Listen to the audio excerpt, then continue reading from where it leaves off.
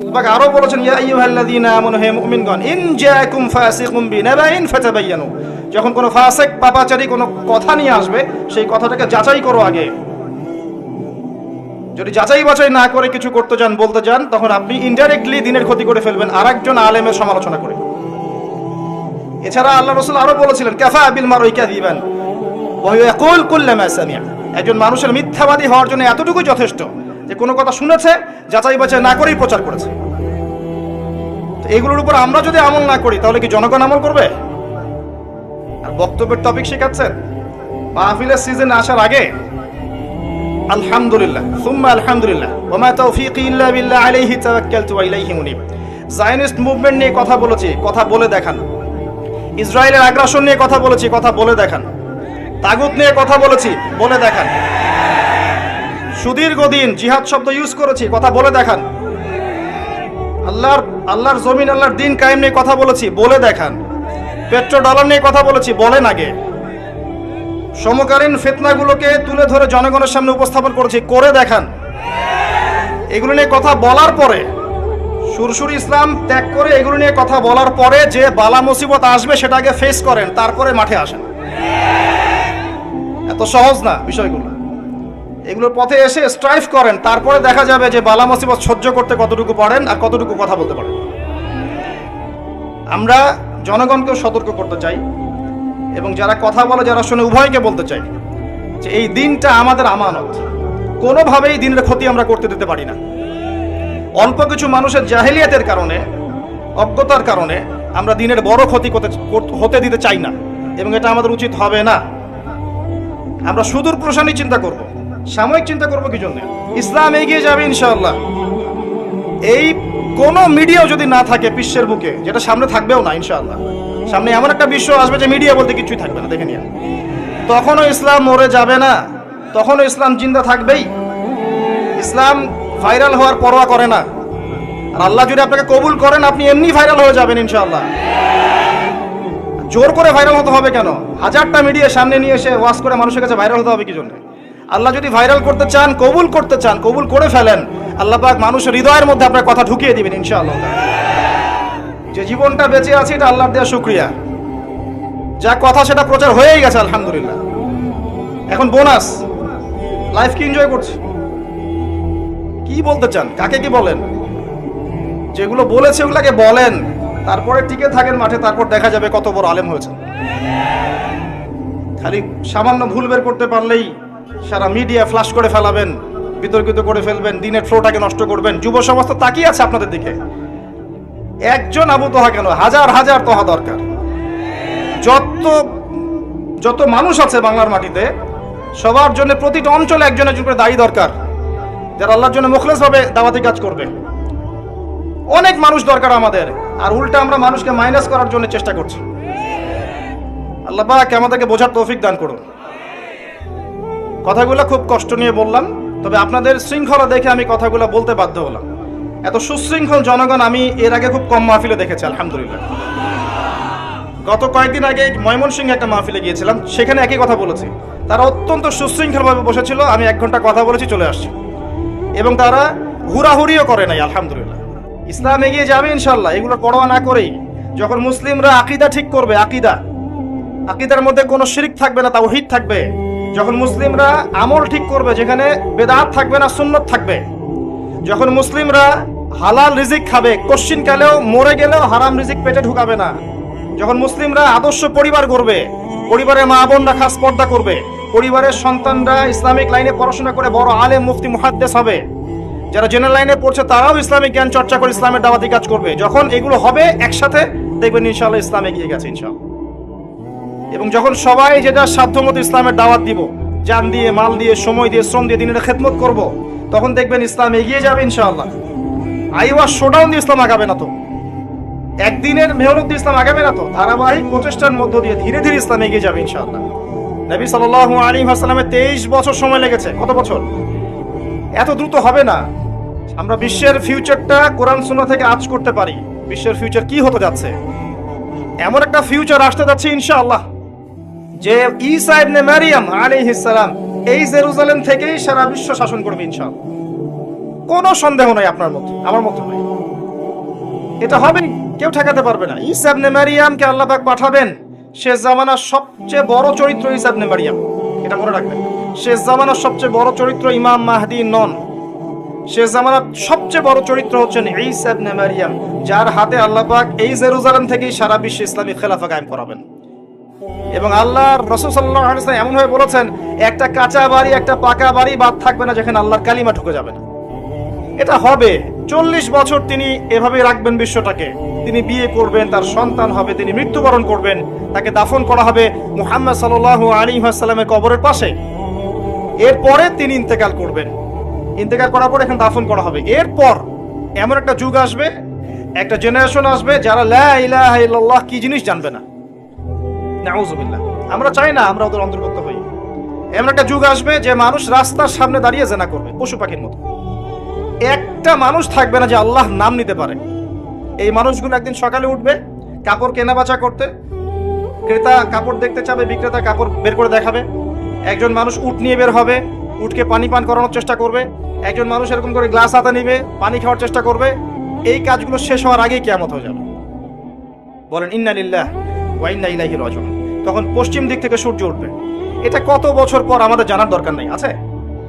আমরা জানি এটা হবে এবং পরিস্থিতি আস্তে আস্তে আস্তে আস্তে সেদিকে যাচ্ছে, আমরা এটা জানি। কিন্তু আমরা এটা এস্টিমেট করতে যাব না 100, 200, 300, 500, দরকার নাই। কারণ যতটুকুই বাকি থাক না কেন, কাজ কিন্তু বদলাবে না। কাজ সেম। কি কাজ? প্রথম কাজ হচ্ছে আপনার জ্ঞান অর্জন করা। প্রথম কাজ কি ভাই? জ্ঞান অর্জন করা। ইসলামের জ্ঞান নাই, আমরা কিচ্ছু করতে পারবো না। প্রথম আয়াতই হচ্ছে ইকরা বিসমি রাব্বিকাল্লাযী খালাক। আগে পড়ো তোমার রবের নামে, যিনি তোমাকে সৃষ্টি করেছেন। আগে পড়াশোনা। কি পড়াশোনা করবেন? পড়াশোনা করবেন কনস্ট্রাকটিভ সিলেবাস। এটা আবার কি জিনিস? আপনার পড়াশোনার সিলেবাসের মধ্যে সমস্ত সাবজেক্ট অ্যাড করা থাকতে হবে। যেমন আল কোরআন থাকতে হবে, আরবি ভাষা ও সাহিত্য থাকতে হবে, আরবি ব্যাকরণ থাকবে, হাদিস থাকবে, রাসূল সাল্লাল্লাহু আলাইহি ওয়াসাল্লামের জীবনী থাকবে, সাহাবীদের জীবনী থাকবে, ইসলামের হিস্ট্রি ইতিহাস থাকবে, ইসলামিক পলিটিক্স থাকবে, ইসলামিক জিওপলিটিক্স থাকবে, ইসলামিক ফিলোসফি থাকবে, ইসলামিক ইকোনমিক্স থাকবে। এর পাশাপাশি আপনি জেনারেল লাইনে যা পড়ছেন সেটা আপনি পড়বেন। সায়েন্সে পড়লে সায়েন্স পড়বেন, আর্টসে পড়লে আর্টস পড়বেন, কমার্সে কমার্স পড়বেন, বিবিএ, এমবিএ, ডক্টরেট, ইঞ্জিনিয়ার সব হবেন, কোনো সমস্যা নেই। একজন ডক্টর ইসলামের বেসিক জিনিস সবগুলো জানবেন, এটা কি ভালো নয়? একজন ডক্টর জানবেন কেমন করে ইমামতি করতে হয়। একজন ডক্টর তিনি জানবেন কেমন করে ইমামতি করতে হয়, কেমন করে জানাজার নামাজ পড়াতে হয়। এটা কি খারাপ না ভালো? একজন ইমামও তেমনি জানবেন যে ইকোনমিক সিস্টেমে কি আছে আর কি নাই। এটা কি খারাপ না ভালো? যখন হারমোনিয়াস কম্বিনেশন হবে তখন দেখবেন এমন প্রজন্ম গড়ে উঠবে যারা আগামী দিনে কোরআন সুন্নাহকে হাতে নিয়ে ওয়ার্ল্ডকে চ্যালেঞ্জ করতে পারবে ইনশাআল্লাহ। এখন কি আমরা চ্যালেঞ্জ করতে পারছি? ওয়ার্ল্ডের জিওপলিটিক্সকে চ্যালেঞ্জ করতে পারি? এই যে জিজ্ঞাসা করেন ইউক্রেন রাশিয়া কি বিষয়ে, বলবে হ্যাঁ ইউক্রেনের উপর আল্লাহর গজব পড়েছে, ব্যাস দ্যাটস অল। এতটুকুই। এর পিছনে কি, কার হাত আছে, কি হচ্ছে না হচ্ছে, কোন দিকে যেতে পারে, অ্যাবসলিউটলি নাথিং, কিচ্ছু জানে না। কেউ প্রশ্ন করলে আমি উত্তর দিতে পারতাম, আলোচনা মাঝখানে আমি লম্বা এগুলো বলতে পারবো না। এই যাই হচ্ছে ওয়ার্ল্ডের মধ্যে আপনাকে চোখ রাখতে হবে অন্য একটা দিকে। কার দিকে? ওই যে যারা প্যালেস্টাইন দখল করেছে ওদের দিকে। ওয়ার্ল্ডে যা কিছু হয়েছে বড় বড় ঘটনা, First World War, Second World War, Vietnam যুদ্ধ বলেন, ইরাক ইরান যুদ্ধ বলেন, এখন ইউক্রেন রাশিয়ার ইস্যু বলেন, এদিকে সিরিয়ার যুদ্ধ বলেন, যাই হয়েছে ওয়ার্ল্ডে আপনাকে একটা রাষ্ট্রের দিকে চোখ রাখতে হবে, ইসরায়েল। দেখবেন যাই হচ্ছে ওর কোনো পরোয়া নাই, ও ঠিকই এগিয়ে যাচ্ছে। কারণটা কি? পিছনে একটা ঘটনা তো আছে, দুই চোখ দিয়ে দেখতে হবে আগে। এই যে জিওপলিটিক্স বুঝে না, কিচ্ছু বলতে পারবেন আপনাকে। ইকোনমিক্স নিয়ে প্রশ্ন করেন যে ইনফ্লেশন কি জিনিস, বলবে এটা আবার কোন শব্দ। বলবেন যে ইন্ট্রিনসিক ভ্যালু কি জিনিস, একটা মুদ্রার ইন্ট্রিনসিক ভ্যালু থাকে, এটা কি বলতে পারবেন, বলবে এটা আবার কোন শব্দ। আল্লামা তাকি উসমানী দামাত বারাকাতু তাদের মতো স্কলার হলে বলতে পারবে হ্যাঁ এটা কি জিনিস। তাহলে পড়াশোনার মধ্যে সমস্যা আছে না? একজন ইসলামিক ব্যক্তিত্ব কেন এগুলো জানবেন না? এগুলো কি বেকার কা নলেজ? এই নলেজগুলো না থাকলে তো বিশ্বকে ডিল করতে পারবো না। এখন বিশ্ব তো এদিক দিয়ে ইকোনমিক স্যাংশন দিয়ে তারা মুসলিম কান্ট্রিগুলোকে ডমিনেট করছে, জিওপলিটিক্যাল চাপ দিয়ে মুসলিম কান্ট্রিগুলোকে ডমিনেট করছে, এবং আমাদেরকে দাড়ি টুপি পরিয়ে হারাম খাওয়াচ্ছেন। হ্যাঁ, রিবা এভরিওয়্যার, রিবা সবখানে রিবা। রিবা কোথা থেকে আসছে?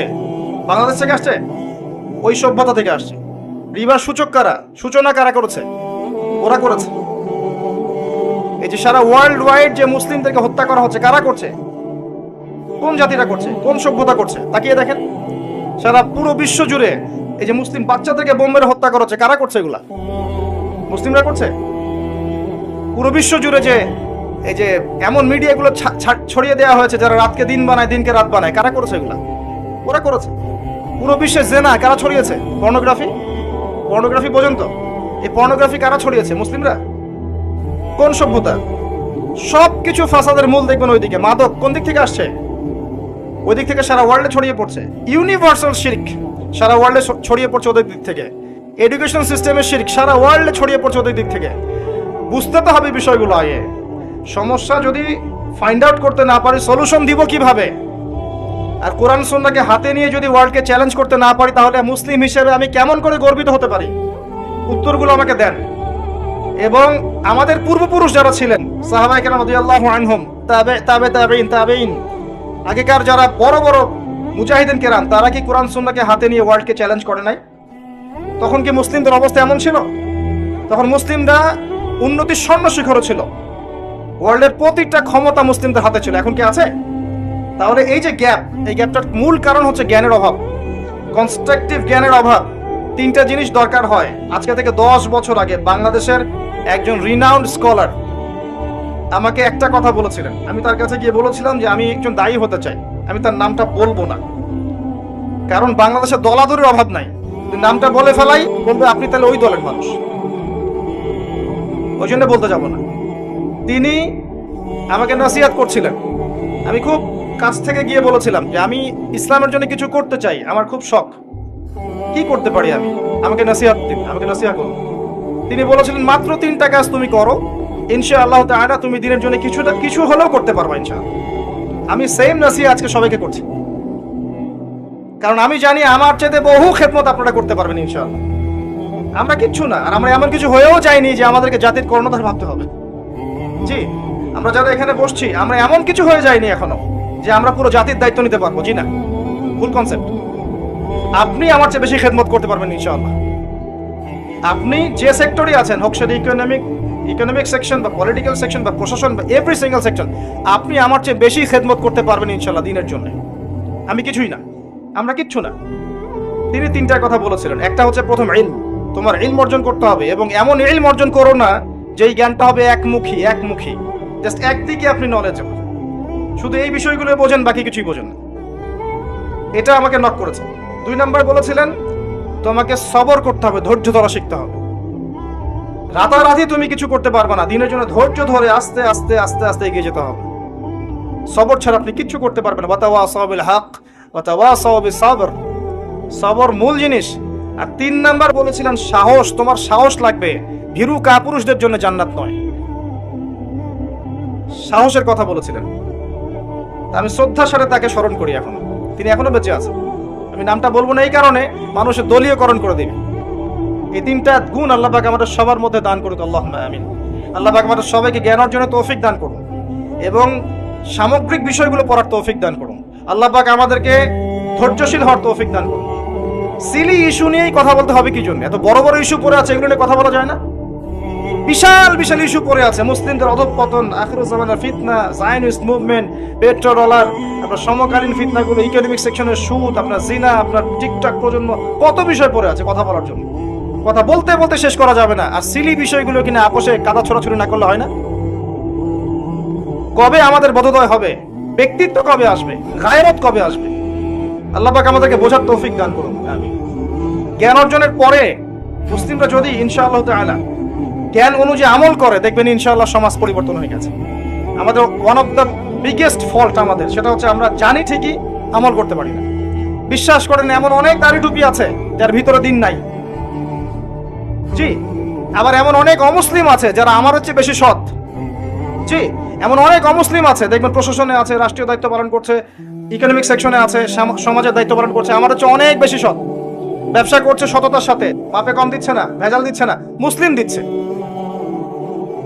অতএব আগে আমাদের সবাইকে জানা অনুযায়ী আমল করতে হবে। আল্লাহ পাক আমাকে তৌফিক দান করে, আপনাদের সবাইকে তৌফিক দান করুন। জানা অনুযায়ী আমলের সবচেয়ে সেরা একটা পথ হচ্ছে একজন ব্যক্তিকে অনুসরণ করা। তার নাম মুহাম্মদ রাসূলুল্লাহ সাল্লাল্লাহু আলাইহি ওয়াসাল্লাম। শুধু তার সুন্নাহ মোতাবেক যদি জীবনে প্রতিটা কাজ করতে পারি, রাত হয়েছে ভাই ঘুমাবো তার সুন্নাহ মতো, পারবো না? ঘুম থেকে উঠবো তার সুন্নাহ মতো, পারবো না? টয়লেটে যাবেন সুন্নাহ মতো, বের হবেন সুন্নাহ মতো, পারা যাবে না? খাবার খেতে বসেছেন তার সুন্নাহ মতো, তার সুন্নাহ মতো মানে 3 পেট না 1 পেট। মুসলিমদের খাওয়া ঠিক করে নাকি? এটা নিয়ে কথা বলতে হয় বাধ্য হয়ে। আমি আমার জীবনে দেখেছি যত বড় আশিকে রাসূল তত বড় ভুঁড়ি। হ্যাঁ, আমি দেখেছি। মুসলিমদের থাকা কথা না, নিজের দেহের মধ্যে সুন্নাহ নাই, মানুষকে সুন্নাহ শেখাতে আসছে। সুবহানাল্লাহ। পেটুক মানে প্রবৃত্তির অনুসারী। যুব সমাজকে সতর্ক করব, ভুঁড়ি যেন না হয়। পরিশ্রম করেন, প্রয়োজনে হালাল ভাবে খেলাধুলা করেন, পরিশ্রম করেন, কায়িক পরিশ্রম করেন, ব্যায়াম করেন, ফিজিক্যাল এক্সারসাইজ করেন, ফিট থাকেন। ফিট থাকলে আপনি শেষ জামানে টিকতে পারবেন ইনশাআল্লাহ। যারা যত বেশি ফিট তারা তত বেশি সারভাইভ করতে পারবে ইনশাআল্লাহ তাআলা। আল্লাহ পাক আপনাদেরকে বোঝার তৌফিক দান। খান নবীর সুন্নাহ মতো। এই যে রমজান মাস আসবে দেখবেন সেহরি খাবে মনে হবে জীবনের শেষ খাওয়া, ইফতার খাবে মনে হবে যে আর খাওয়া হবে না, এটাই শেষ খাওয়া। ইফতার করে চিৎপটাং, তারাবির নামাজে নাই, ঘুম আছে না? আর সেহরি করে ঘুম, ফজর নামাজেও নাই। তো খাওয়া ঠিক করতে হবে প্রিয় ভাই। কষ্ট পাচ্ছেন কোথায়?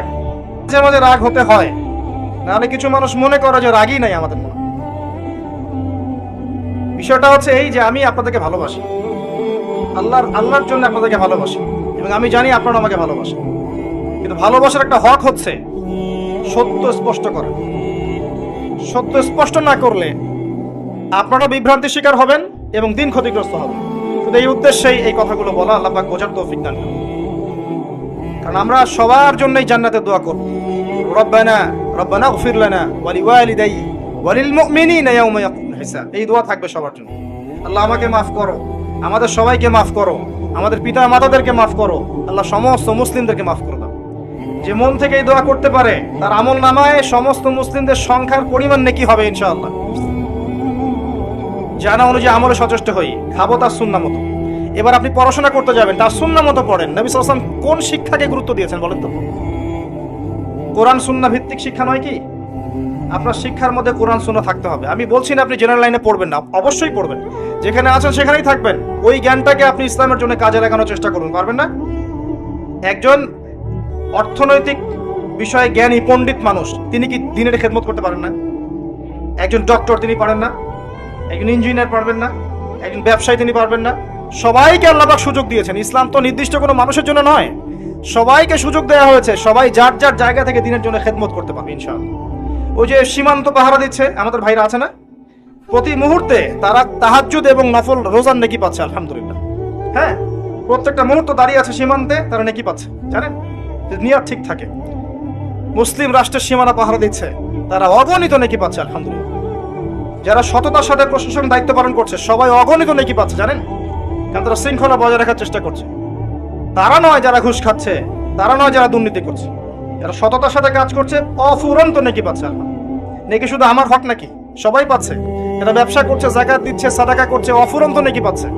যারা সৎভাবে ব্যবসা করছে নবীদের সাথে হাসর করবে ইনশাআল্লাহ। হ্যাঁ, যারা এমন ভাবে দান সাদাকা করবে যে ডান হাত টের পাচ্ছে না বা হাত কি দান করছে, বা হাত টের পাচ্ছে না ডান হাত কি দান করছে, আরশের ছায়ায় থাকবে ইনশাআল্লাহ। পক্ষান্তরে দেখা যাবে আমি নাউজুবিল্লাহ যারা বক্তা কথা বলছি কিন্তু কথার উপর আমল নাই, এদের জিহ্বাকে আল্লাহ পাক আগুনের কেচি দিয়ে কেটে দিবেন নাউজুবিল্লাহ। মেরাজের রাতে নবীজি দেখে এসেছেন এই আযাব চলছে। একজন ব্যক্তিকে জাহান্নামে ঘুরপাক খেতে দেখা যাবে, যেন তার নারী ভুঁড়ি বের হয়ে গেছে। নারী ভুঁড়ির চারপাশে সে ঘুরতে থাকবে, ঘুরতে থাকবে, ঘুরতে থাকবে। সমস্ত জাহান্নামী তার কাছে একত্রিত হয়ে যাবে, বলবে ইয়া ফুলান, হে অমুক, আবিক তোমার কি হয়েছে? তুমি কি আলাম তাকুন তা'মুরু বিল মা'রুফ ওয়া তানহা আনিল মুনকার? তুমি কি এমন ব্যক্তি ছিলে না যে আমাদেরকে সৎ কাজের আদেশ করতে, অসৎ কাজে নিষেধ করতে? তুমি কি এমন ব্যক্তি ছিলে না যে আমাদেরকে সৎ কাজে আদেশ করতে, অসৎ কাজে নিষেধ করতে? সে ব্যক্তি বলবে হ্যাঁ, আমি সৎ কাজে আদেশ করতাম ঠিকই, নিজে আমল করতাম না। আমি অসৎ কাজে নিষেধ করেছি ঠিকই, বাট নিজেই সেই কাজটা করেছি। আল্লাহ পাক আমাদেরকে বোঝার তৌফিক দান। দিন কারো একার প্রপার্টি না, সবার জায়গা থেকে দিনের জন্য করার সুযোগ আল্লাহ পাক দিয়েছেন। আর ইসলাম প্রশস্ত, বৈচিত্র্যময়, এটাই ইসলামের সৌন্দর্য। ইসলাম চির নতুন, চির প্রাচীন, চির আধুনিক। বলেন সুবহান। আসেন জানা অনুযায়ী আমলে চলে আসেন, পড়াশোনা করেন নবীর তরিকা মতো। আপনি পরিবারের সাথে সময় কাটান তার তরিকা মতো। ইভেন আপনি যদি স্ত্রীর সাথে সময় কাটান, এই সময়টাও আপনি নেকির খাতায় গণ্য হবে ইনশাআল্লাহ। কারণ আপনি যদি তার সাথে সময় না কেটে আপনার গার্লফ্রেন্ডের সাথে কাটাতেন, আপনার জেনার গুনাহ হতো, যেটা আপনারা অ্যাভেলেবেল করে থাকেন। বর্তমানে যে বুদ্ধি প্রতিবন্ধী টিকটক প্রজন্ম, যেটা বলি আমি বারবার, বুদ্ধি প্রতিবন্ধী একটা টিকটক প্রজন্ম, যারা সকাল করে ফোন নিয়ে ঘুমায়ও ফোন নিয়ে, এবং কি যে করছে একটা ভিডিওর জন্য কি করতে বাকি রাখে আল্লাহু আ'লাম। এবং গার্লফ্রেন্ড এদের কাছে স্বাভাবিক বিষয়, ডেটিং স্বাভাবিক, জিনা স্বাভাবিক, মাদকদ্রব্য সেবন করা স্বাভাবিক। মাঝে মাঝে কিশোর গ্যাং তৈরি করে ফেলে, কিশোর অপরাধ করে, ছোট ছোট মেয়েদেরকে ধর্ষণ করে, পর্নোগ্রাফি দেখে, পিতামাতার অবাধ্য হয়, সমস্ত খারাপ গুণ এদের মধ্যে আছে। 15-20 বছরে যত পাপ করেছে, আগেকার মানুষরা মনে হয় সারা জিন্দেগিতে এত পাপ করে নাই। এই প্রজন্ম কি দেশের জন্য কিছু করতে পারবে? আপনার তাই মনে হয়? এদেরকে কিভাবে সলিউশনে আনবেন? পরিবার তো ছেড়ে দিয়েছে বাচ্চা কাচ্চা থেকে, যা বাবা যা ইচ্ছা তাই কর। জিজ্ঞাসা কিছু বললে বলে আমার ছেলে তো এখন ছোট, বড় হলে ঠিক হয়ে যাবে। আমার মেয়ে তো কে বলে এখন ছোট, বড় হলে ঠিক হয়ে যাবে। এই ছোট বয়সে আপনার মেয়ে 10টা জেনা করে ফেলেছে, ছোট বয়সে আপনার ছেলে 10টা গার্লফ্রেন্ড চেঞ্জ করেছে। কি মনে করছেন আপনি? ওরা ছোট নাই, এরা আমাদের চেয়ে অনেক আগে অ্যাডাল্ট হয়ে গেছে। এখনকার ছেলেমেয়েরা দেখবেন স্কুলে বসে বসে পড়ন দেখে, স্কুলে বসে বসে। টিভিতে কত রিপোর্ট হয়েছে, বিগত 8-10 দিন 12 দিনের মধ্যে 42টা বাচ্চা মেয়েকে রেপ করা হয়েছে দেশের মাটিতে। খবর আছে আপনার? কার কোলে বাচ্চাকে তুলে দিচ্ছেন? অতএব পরিবারের সাথে সময় কাটান রাসূলের সুন্নাহ মোতাবেক, তাদেরকে সময় দেন, বোঝান, তালিমে নিয়ে বসেন, সময় দেন, পরিবারকে সময় দেন। আপনার সময় বাইরে সব দিতে হবে না, আপনাকে পরিবারের সময় দেন। হ্যাঁ, বুঝাতে বুঝাতে বুঝাতে বুঝাতে যদি আপনি ক্লান্ত হয়ে যান, কার মতো? ওই নূহ আলাইহিস সালামের মতো। দাওয়াত দিতে দিতে দিতে দিতে বোঝাতে বোঝাতে আপনি ফেড আপ, আপনি ক্লান্ত, পরিশ্রান্ত, কিছুতেই কথা শোনে না, কিছুতেই না। আমার নসিহা হচ্ছে, আপনি স্বতন্ত্র ইসলামিক আদর্শ পরিবার গড়ে তোলেন, সবার সাথে সুসম্পর্ক বজায় রাখেন, পিতা মাতা আত্মীয় স্বজন বন্ধু বান্ধব সবার সাথে সুসম্পর্ক বজায় রাখেন, স্বতন্ত্র ইসলামিক পরিবার গড়ে তোলেন, একা একা চলেন, তাও ফিতনার মধ্যে থাকেন না, আসহাবুল কাহফ হয়ে যান। কখনো কখনো এমন সিচুয়েশন আসবে যে পরিবারের লোকই আপনার কথা শুনবে না। হ্যাঁ, এটাও আসবে। আপনি আলেম, আপনি আমল করবেন, আপনি মানুষকে দাওয়াত দিবেন, দেখবেন পরিবারের আত্মীয় লোক কথা শোনে না। এটা হতে পারে।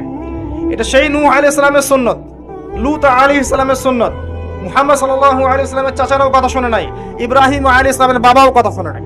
তো হেরে যেতে হবে, একাই চলতে হবে। যদি ডাক শুনে কেউ না আসে, কি একলা চলো, একলা আল্লাহর পথে চলেন। হ্যাঁ, যদি ডাক শুনে, আল্লাহর পথের ডাক শুনে কেউ না আসে, তবে আল্লাহর পথে একলা চল। এটা পুরো বাক্য আর কি। তো নূহ আলাইহিস সালামের দোয়াটা দেখেন। নূহ আলাইহিস সালাম 950 বছর দাওয়াত দিয়ে একটা দোয়া করছেন, রব্বি আন্নী মাগলুবুন ফান্তাসির। সূরা কমারের মধ্যে আছে, আলেমরা জানেন। রব্বি আন্নী মাগলুবুন ফান্তাসির, আল্লাহ আমি পরাজিত, আমি আর পারছি না। ইন্নী দাআউতু কওমি লাইলা ওয়া নাহারা, আমি দিন রাত মানুষকে দাওয়াত দিয়েছি, ওয়ালাম ইয়াজিদহুম দুআ ইল্লা ফিরারা, আমার ডাক শুনে খালি মানুষ পালিয়ে গেছে, মাথা কাপড় দিয়ে পেঁচিয়ে নিয়েছে, হাত উঠিয়ে চলে গেছে। রব্বি আন্নী মাগলুবুন, আল্লাহ আমি পরাজিত। পরিবারের লোক পর্যন্ত কথা শুনছে না, বোঝার চেষ্টা করছে না। আমার ছেলে কথা শোনে না, আমার মেয়ে কথা শোনে না, সরি আমার স্ত্রী কথা শোনে না। তখন আল্লাহ পাক কি করলেন? ওই যে আযাব পাঠালেন, প্লাবন পাঠালেন। ওই যে ছেলে বলছে, ছেলেকে ডাকা হচ্ছে, বাবা আসো আমার কিস্তিতে ওঠো। ছেলে বলছে আমি পাহাড়ে উঠে যাব, পাহাড় আমাকে এই প্লাবন থেকে বাঁচাবে। তখন নূহ আলাইহিস সালাম বলছেন, ছেলের প্রতি মহব্বত আছে, বাবা আজকে কোনো পাহাড় তোমাকে কেউ আল্লাহর গজব থেকে বাঁচাতে পারবে না, চলে আসো। ছেলে গেল না। সূরা হুদের মধ্যে আল্লাহ বলছেন, এরপর একটা ঢেউ এসে বাবা ছেলের মাঝখানে পার্থক্য করে দিয়ে গেল, শেষ দেখা নাই। এরপরেও নূহ আলাইহিস সালাম বলছেন, আল্লাহ আমার পরিবার, তাকে মাফ করে দাও। আল্লাহ পাক বলছেন, লাইসা মিন আহলিক, সে তোমার পরিবারের কেউ না। এই হলো জীবন। আল্লাহর সাথে যখন আমার সম্পর্ক, তখন কারোর সাথে আপোষের সুযোগ নাই। পরিবারের সদস্য যদি অন্যায় করে, তাহলে আপনাকে বলতে হবে যে এটা অন্যায়। আপনারা ওমর রাদিয়াল্লাহু আনহু সেই ঘটনা জানেন না? বেত্রাঘাত করেছিল সন্তানকে, মনে নাই? এই ঘটনা জানেন না? বেত্রাঘাত শেষ না হওয়ার আগেই তো ইন্তেকাল হয়ে গেছে ছেলে, হয়ে যায়নি? বাকি বেদ, এটা আমি রেফারেন্সটা এক্স্যাক্টলি বলতে পারবো না, আমি শুনেছি, এই জন্য আমি শোনা কথা বলতে চাই না। এটা সহিহ হতে পারে, জয়ীফ হতে পারে, আল্লাহু আলাম। আমি শুনেছিলাম পড়াশোনা করার সময় ওস্তাদদের কাছে, আমি সনদ জিজ্ঞাসা করে নিই। বাকি বেত্রাঘাত তাকে কবরের উপর করেছেন, যতটুকু বাকি ছিল। এরপর আল্লাহর কাছে ক্ষমা চেয়েছেন, আল্লাহ আমি মনে হয় ন্যায় বিচার করতে পারলাম না, মাফ করে দিন। সুবহানাল্লাহ, কিভাবে বুঝাবো যে উমর রাদিয়াল্লাহু আনহু কি জিনিস ছিলেন, কেমন ব্যক্তিত্ব ছিলেন। রাতের বেলা ইবাদত করতেন একটা অংশ, বাকি অংশ তিনি জনগণের খোঁজ খবর নিচ্ছেন। ওই যে ডেকচির মধ্যে পানি, বাচ্চা কান্নাকাটি করছে, এই ঘটনা পড়লে চোখ দিয়ে পানি চলে আসে। তিনি নিজে গেলেন বাইতুল মালের ওই গুদামে, সেখানে গিয়ে আটার বস্তা কাঁধে নিয়েছেন। পাশে আছেন আসিম রাদিয়াল্লাহু আনহু, তিনি বলছেন ইয়া আমিরুল মুমিনিন আনা আহমিলু, হে আমিরুল মুমিনিন আমাকে দেন, আমি বহন করছি। আমিরুল মুমিনিন ওমর ইবনে খাত্তাব তিনি বলছেন হাল আনতা তাহমিলু উযরি ইয়াউমাল কিয়ামাহ, তুমি কি কিয়ামতের দিন আমার বোঝা বহন করবে? আমাকে বহন করতে দাও। নিজের কাঁধে বহন করে নিয়ে গিয়ে রান্না করে খাওয়ালেন, তারপরে নেতা, তারপরে বলছেন আল্লাহ আমাকে মাফ করুন। আমরা সেই যুগে নাই তো এখন। আর এই যুগে আপনি 100% ইসলাম ফলো করতে পারবেনও না। কেমন করে পারবেন আপনি ফ্যামিলিস্ট রেভলিউশনের মধ্যে জেনা থেকে বাঁচতে?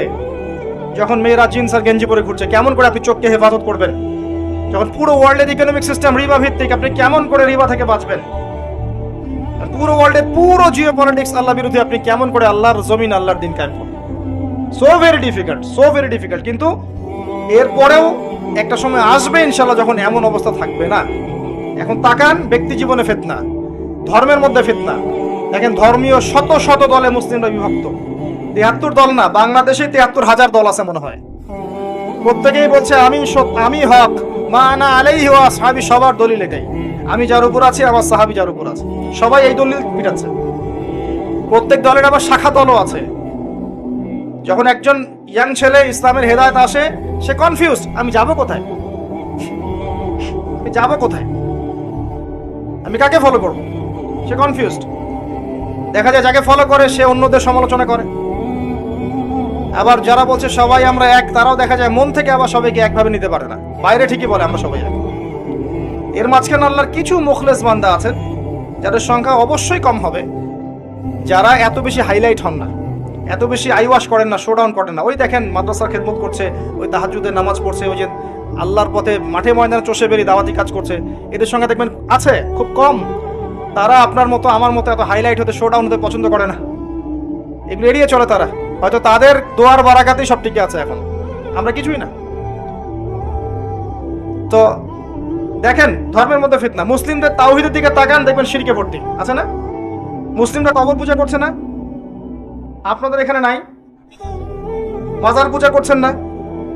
কথা বললে রাগ করলে কিচ্ছু করার নাই, কিন্তু মাজার পূজা শিরক, এটা মনে রাখতে হবে আপনাকে। কোনো ক্ষমতা নাই একজন মৃত মানুষের আপনার কোনো উপকার করার। এখানে আপনি জবাই করছেন, মানত করছেন, সিন্নি দিচ্ছেন, হাবিজাবি করছেন, কি করছেন এখানে? আর ইন্না সলাতি ওয়া নুসুকি ওয়া মাহইয়ায়া ওয়া মামাতি লিল্লাহি রাব্বিল আলামিন, এটা কোথায়?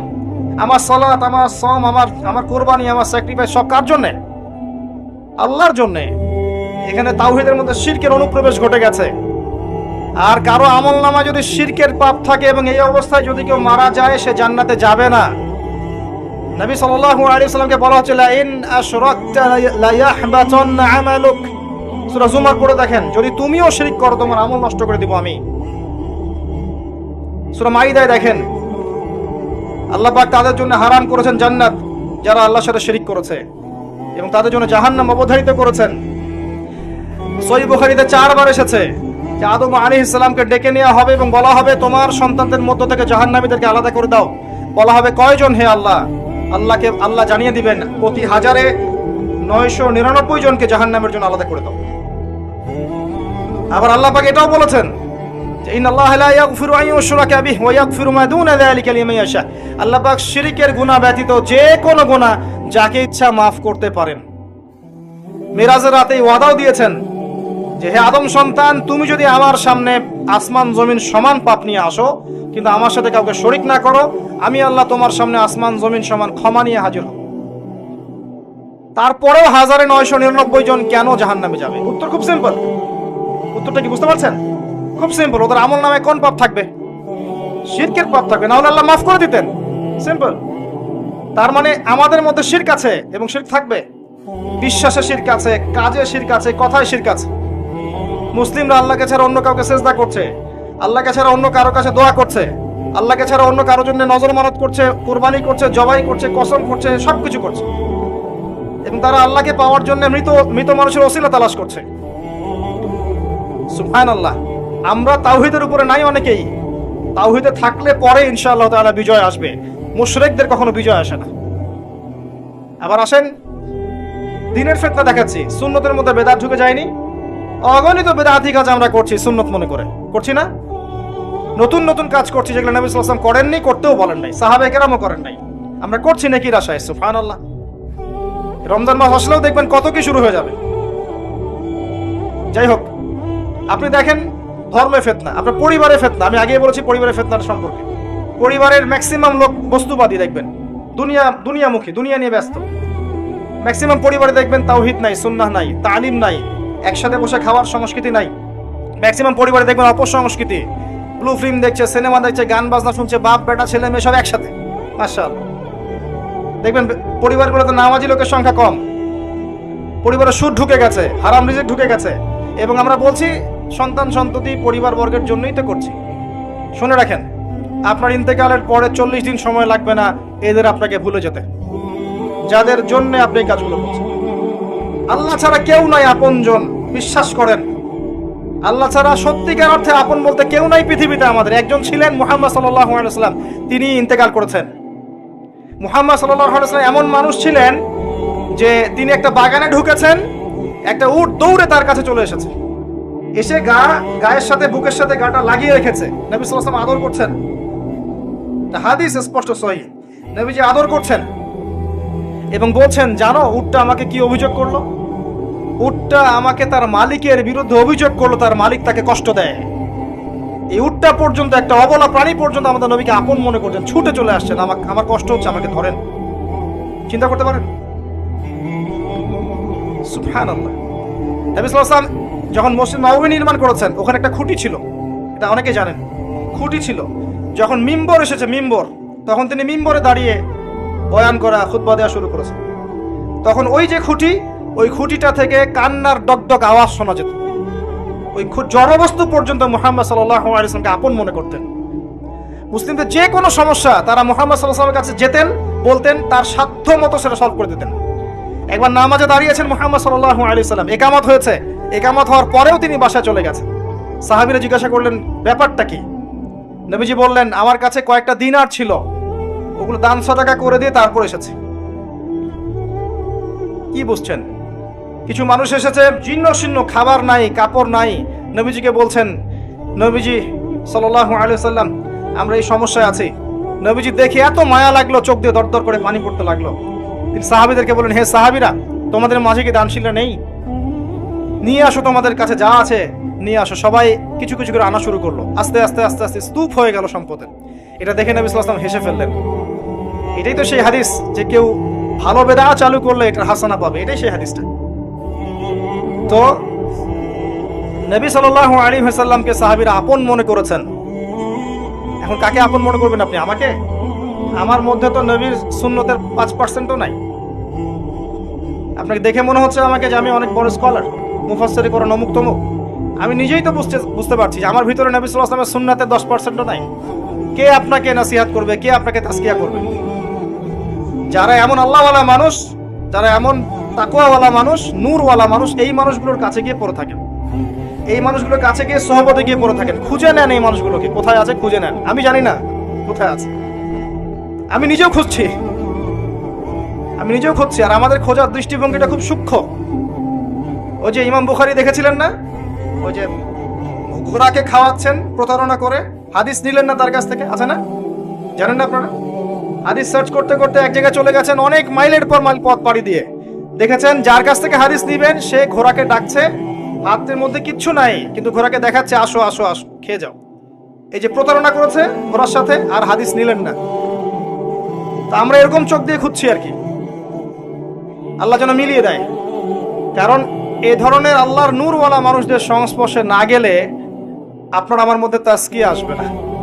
তাসকিয়া, আত্মশুদ্ধি শুধুমাত্র পড়াশোনা করে নিজে নিজে আমল করে হয় না, আত্মশুদ্ধিওয়ালা মানুষকে দেখেও শিখতে হয়। মুহাম্মদ সাল্লাল্লাহু আলাইহি ওয়াসাল্লাম সাহাবীদেরকে কি বইপত্র পড়ে ইসলাম শিখিয়েছেন? কোরআন আয়াত লিখে দিয়েছেন, যাও বাসায় গিয়ে পড়ে নাও, এমন ছিল? নবীজিকে দেখতেন তারা দিন রাত 24 ঘন্টা, কেমন করে ওঠেন, কেমন করে বসেন, কেমন করে কথা বলেন, কেমন করে মুআমালাত করেন, কেমন করে নামাজ পড়েন, সব দেখতেন, দেখে দেখে কপি করতেন। এভাবে যখন আমরা আল্লাহর নূর প্রাপ্ত মানুষদের সংস্পর্শে গিয়ে দেখে দেখে কপি করতে পারবো, তখন দেখবেন আত্মশুদ্ধি চলে আসছে ইনশাআল্লাহ। এখন আপনি যাবেন কোথায়? সবাই তো ডাকছে আসো জান্নাত আমার কাছে, আমি জান্নাতের ডিলার, তোমার লিজ লাগলে নিয়ে যাও। হ্যাঁ, অ্যাটিটিউডটা এমন অনেকেরই। আল্লাহর কাছে খাস করে দোয়া করতে হবে, আল্লাহ এমন মানুষদেরকে আল্লাহ আপনি এইসব জায়গায় নিয়ে আসেন যারা আত্মশুদ্ধিতে পরিপূর্ণ, যাদের মধ্যে আল্লাহর নূর আছে, যারা ওই নূর মানুষের মাঝে ছড়িয়ে দিতে পারবে, আমরা আত্মশুদ্ধি লাভ করতে পারবো ইনশাআল্লাহ। আল্লাহ পাক বোঝার তৌফিক দান করুন। জ্ঞান জানা অনুযায়ী আমল, আর আমলের ক্ষেত্রে গিয়ে বলছিলাম প্রতিটা কাজ নবী সাল্লাল্লাহু আলাইহি ওয়াসাল্লামের সুন্নাহ মাফিক করতে হবে প্রিয় ভাই। সুন্নাহর বাইরে যাওয়া যাবে না। পরিবারে মেলামেশা থেকে শুরু করে স্ত্রীর সাথে মেলামেশা, পরিবার গঠন, সবকিছু। আরো আছে, আপনি অর্থনৈতিক জীবনে যাবেন, সেখানে কি সুন্নাহ নাই? সেখানে আপনি যা ইচ্ছা তাই করবেন, মাপে কম দিবেন, ইচ্ছা করে সিন্ডিকেট করবেন, মজুদ করে দাম বাড়িয়ে দিবেন, কৃত্রিম সংকট তৈরি করবেন, রমজান মাস আসলে নিত্য প্রয়োজনীয় দাম বাড়াতে থাকবেন হু হু করে, যেন মানুষ ট্রাকের পিছনে দৌড়ায়, এগুলো করবেন? কি করবেন রমজান মাসে? আরো বেশি বেশি মানুষকে খাওয়াবেন, দাম কমিয়ে দিবেন, এতে আল্লাহ আপনার রিজিকের ভান্ডার খুলে দিবে ইনশাআল্লাহ। রিজিকের দায়িত্ব কার? যদি কোনো মানুষ মনে করে, শোনেন, যদি কোনো মানুষ মনে করে যে আমি যদি সুদ না খাই, মাপে কম না দেই, সিন্ডিকেট না করি, মজুদদারি না করি, আমার লস হবে, আমার রিজিক কমে যাবে, তাহলে সে মনে করছে তার রিজিকের দায়িত্ব স্বয়ং তার নিজের। সে মনে করছে না যে রিজিকের দায়িত্ব আল্লাহ। আর এটা হচ্ছে একটা বড় শিরক, যদি সে মনে করে যে রিজিকের দায়িত্ব আমার নিজের। সুদ ছাড়লে আমার রিজিক কমে যাবে, আমি খেতে পারবো না, ঘুষ না নিলে আমি চলতে পারবো না, মাপে কম না দিলে আমি চলতে পারবো না, তার মানে সে দাবি করছে ইনডাইরেক্টলি রিজিকের মালিক সে নিজেই। এটা শিরক। অর্থনৈতিক জীবনে গিয়ে কি আমি সুদ খাবো? নামাজ পড়ছি ব্যক্তিগত জীবনে, ইকোনমিক লাইফে কি সুদ খাবেন? এটা কি নবীর সুন্নাহ মাফিক চলা হলো? সামাজিক লাইফে কি আমরা নবীর সুন্নাহ মাফিক চলবো না? প্রতিবেশীর হক দিব না, আত্মীয়দের হক দিব না, আত্মীয়তার সম্পর্ক বজায় রাখবো না, সবার সাথে হৃদ্যতা বজায় রাখবো না? এই কাজগুলো করতে হবে, না হলে সামাজিক বন্ধন ভেঙে যাবে। আল্লাহ যদি আরো বড় কোনো দায়িত্ব দেন, সেইখানে গিয়েও কি আমি আল্লাহর বিরুদ্ধাচরণ করবো?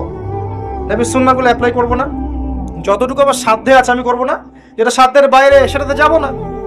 সাধ্যের বাইরে যেটা, ওটাকে আল্লাহ পাক চাপিয়ে দিয়েছেন। মনে করেন কোনো মানুষের জাকাত দেওয়ার সামর্থ্য হয় নাই, তার উপর কি ফোর্স করে জাকাত দিতে হবে, নাকি ওকে লোন করে জাকাত দিতে হবে? জাকাত ফরজ হয়নি, আপনি দিবেন না, সিম্পল।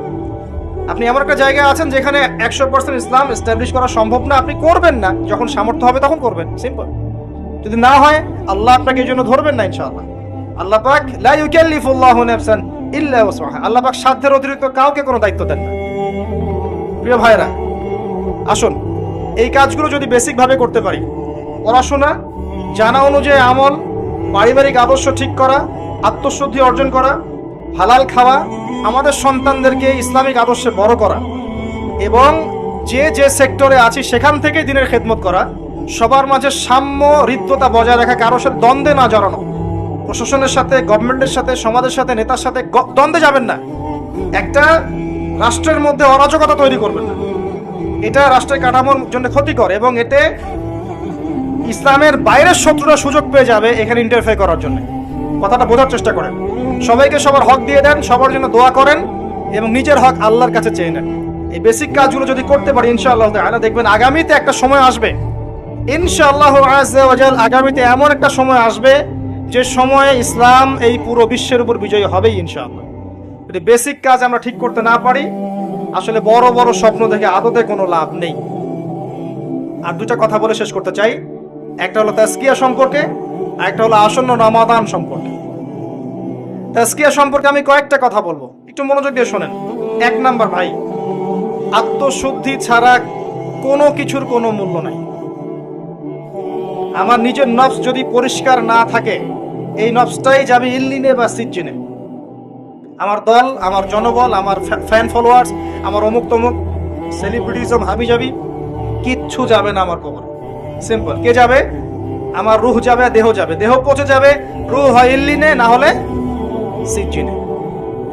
কিভাবে আত্মশুদ্ধি হবে? 1 নাম্বার, জামাতে 5 ওয়াক্ত নামাজ ছাড়েন না। আল্লাহর রাস্তায় নামাজ পড়ে, যদি জামাত না পান একা পড়ে নেন, মুসাফির হলে কসর করে নেন, ঘুমিয়ে থাকেন, ঘুম থেকে উঠে পড়েন, ভুলে গেলে মনে হলে পড়েন। অজু করার কোনোই ব্যবস্থা নাই, না মাটি আছে না পানি আছে, কিচ্ছু নাই, এমন একটা জায়গায় আপনি আছেন, বিনা অজুতেই নামাজ পড়তে হবে, কিছু করার নাই, তাও নামাজ বাদ দেওয়া যাবে না।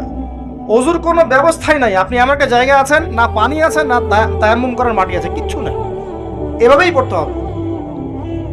মনে করেন আপনার সতর ঢাকতে হয় না, এমন একটা জায়গায় আছেন আপনি কিচ্ছু নাই পড়ার মতো, আপনার কোনো পোশাকই নাই, কি করবেন? নামাজ পড়বেন না? বসে বসে পড়তে হবে, নামাজের কোনো মাফ নাই। 5 ওয়াক্ত সালাতে আসেন, তাজকিয়ার জন্য আকীদা ঠিক করেন, আকীদার মধ্যে শিরক রাখবেন না।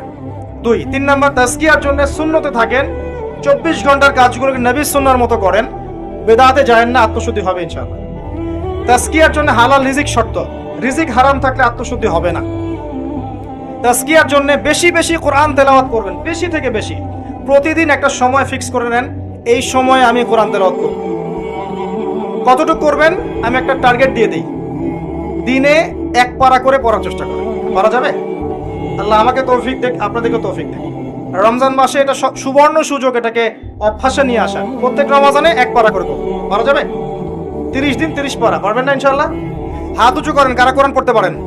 আলহামদুলিল্লাহ, মাশাআল্লাহ। সিলেটবাসীর আমলে আমি আসলে মুগ্ধ, আমি দেখেছি এখানে নামাজীর সংখ্যা আলহামদুলিল্লাহ বেশি, অনেক বেশি মসজিদ। আমি জানি এটা কিসের ফল, ওই যে যারা এই অঞ্চলে জুলুমের শিকড় উপড়ে ফেলে তাওহীদ প্রতিষ্ঠা করেছিলেন, এই যে রব বা প্রভাব এখনো আছে আলহামদুলিল্লাহ। হ্যাঁ, এগুলো প্রভাব থাকে, এসব রুহানিয়াত, এগুলো কোনো আজে বাজে কথা নয়, গাল গল্প কেচ্ছা কাহিনী নয়। মানুষের সংস্কারের একটা প্রভাব থাকে, বারাকা থাকে, কবুলিয়াতের একটা প্রভাব থাকে। আপনি মদিনায় যান, দেখবেন একটা প্রভাব থাকবে, মদিনায় গেলেই দেখবেন বাতাসের মধ্যে একটা অন্যরকম ফ্লেভার। হ্যাঁ, দেখবেন ওখানকার মানুষ সৎ, জিনিস পড়ে গেছে আপনার জিনিস তুলেও নিবে না, আপনি বসে আছেন খাবার এগিয়ে দিবে, পানি এগিয়ে দিবে, আপনার জুতা বহন করবে, আপনি যাচ্ছেন নামাজে গাড়ি থেমে যাবে, আপনার আগে যাবে না গাড়ি। হৃদ্যতা, ভালোবাসা, মমতায় পরিপূর্ণ মদিনা একটা অন্য ফ্লেভার আছে। উহুদের কাছে যাবেন, দেখবেন মনে হবে যে উহুদ আপনার সাথে কথা বলছে। জি, উহুদ নবী সাল্লাল্লাহু আলাইহি ওয়াসাল্লামকে ভালোবাসতো, আল্লাহ রাসূল এই কথাটা বলেছেন না? আল্লাহ রাসূল নিজেই কথাটা বলেছেন যে আমি উহুদ পাহাড়কে ভালোবাসি, উহুদও আমাকে ভালোবাসে। সুবহানাল্লাহ। অতএব পরিবেশের একটা প্রভাব থাকে। ওই জায়গায় নবী সাল্লাল্লাহু আলাইহি ওয়াসাল্লাম ছিলেন, মসজিদে নববী আছে, এখনো নবীজি সেখানে আছেন, এবং তিনি আমাদের দরুদের উত্তরও দিচ্ছেন। সুবহানাল্লাহ। তার পাশে আছে আবু বকর সিদ্দিক রাদিয়াল্লাহু আনহু, তার পাশে ওমর ইবনে খাত্তাব রাদিয়াল্লাহু আনহু। ওখানে একটা ফ্লেভার পাবেন, ইসলামিক ফ্লেভার, পরিবেশের একটা প্রভাব থাকে। আমি দেখেছি এই অঞ্চলে নামাজের এবং দ্বীনের প্রভাব আছে আলহামদুলিল্লাহ, পর্দার প্রভাব আছে। আমি দোয়া করি এগুলো যেন অটুট থাকে এবং সমকালীন ফিতনাগুলো আপনাদেরকে গ্রাস না করে। তবে আরো একটা জিনিস বলি, এই অঞ্চলের মধ্যেও কিছু দুনিয়াদারি মনোভাব আছে। এমন বাড়ি বানিয়ে রেখেছেন যেখানে আপনি থাকেনই না। সুবহানাল্লাহ, কোটি কোটি টাকা খরচ করেছেন, এত টাকা, তো এগুলো আল্লাহর পথে খরচ করতে পারেন না? একটা বড় মাদ্রাসা করতে পারেন না, যেখান থেকে বছরে শত শত আলেম বের হবে? পারা যায় না? নিজের ভোগ বিলাসে কেন এত ব্যস্ত? এটাকে লন্ডন বানাতে হবে কি জন্য? লন্ডন কি আমাদের রোল মডেল নাকি? দুনিয়ার যত ফিতনা ওখান থেকে ছড়িয়েছে।